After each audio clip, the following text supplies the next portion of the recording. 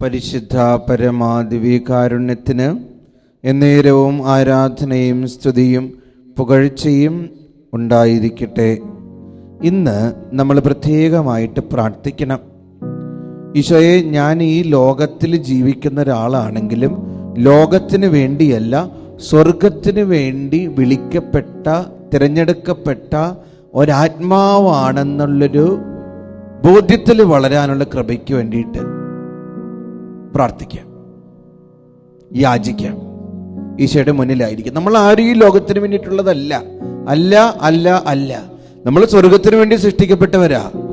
ഈ ലോകത്തിൽ നമ്മൾ ജീവിക്കുമ്പോൾ ലോകത്തിന്റെ അഴുക്കുകളിലും തിന്മകളിലും ജീവിക്കാൻ വേണ്ടി വിളിക്കപ്പെട്ട ആളുകളല്ല. നൈമിഷിക സുഖങ്ങളുടെ പിന്നാലെ പോകേണ്ട ആളുകളല്ല. യാക്കോബ് 4:4 ലോകത്തോടുള്ള മൈത്രി ദൈവത്തോടുള്ള ശത്രുതയാണെന്ന് നിങ്ങൾ അറിയുന്നില്ലേ? വചനം പറയുന്നതാ.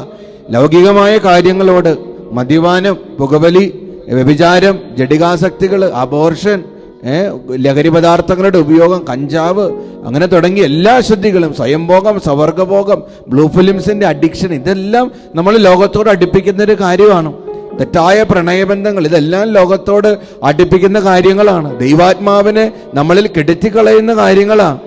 പൈശാചിക അരൂപിയോട് നമ്മളോട് ചേർത്ത് കിട്ടുന്ന കാര്യങ്ങളാണ്. നമ്മൾ മനസ്സിലാക്കണം, നമ്മൾ ലോകത്തിൻ്റെതല്ല, നമ്മൾ ദൈവത്തിൻ്റെതാ, നമ്മൾ സ്വർഗത്തിൻ്റെതാ, നമ്മൾ ഈശോയുടേതാ, നമ്മൾ പരിശുദ്ധാത്മാവിൽ നിറയപ്പെടേണ്ട ആളുകളാ.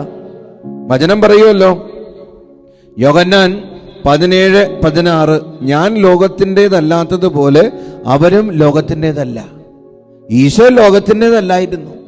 അതുപോലെ തന്നെ ഈശോയെ പിഞ്ചെല്ലുന്ന നമ്മളും ലോകത്തിൻ്റെതല്ല, സ്വർഗത്തിൻ്റെതാ. ആ ഒരു ബോധ്യത്തിൽ ജീവിക്കാൻ പാപത്തോടും തിന്മയോടും അശുദ്ധിയോടും വെറുപ്പിനോടും വൈരാഗ്യത്തോടും ശത്രുതാ മനോഭാവത്തോടും പരദൂഷണത്തോടും സത്കീർത്തി നശിപ്പിക്കലിനോടും ജഡികമായ ആസക്തികളോടും എല്ലാം നോ പറഞ്ഞ് സ്വർഗത്തോടും യേശുവിനോടും യെസ് പറയാൻ, വിശുദ്ധമായ ഹൃദയത്തോടും ശരീരത്തോടും ആത്മാവോടും കൂടി ജീവിക്കാനുള്ള കൃപയ്ക്ക് വേണ്ടി നമുക്ക് പ്രാർത്ഥിക്കാം. ഇന്ന് മെസ്സേജ് ബോക്സിൽ ടൈപ്പ് ചെയ്യണം, ഈശോയെ സ്വർഗത്തെ പ്രണയിക്കാൻ കൃപ നൽകണമേ എന്ന്. ദിവ്യകാരുണ്യനാഥൻ നിങ്ങളെ അനുഗ്രഹിക്കട്ടെ.